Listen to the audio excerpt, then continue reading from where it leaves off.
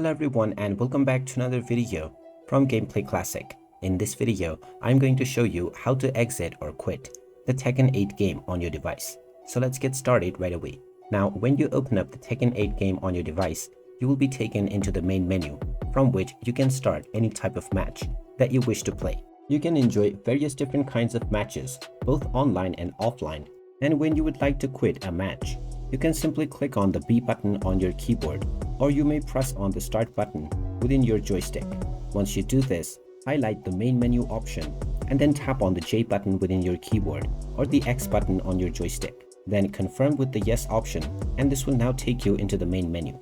From here, you will not see a dedicated exit button, and if you press the escape button within your keyboard, this will not open up any menu at all. So if you wish to exit your game, click on the gear icon at the bottom left corner, which will open up the options page.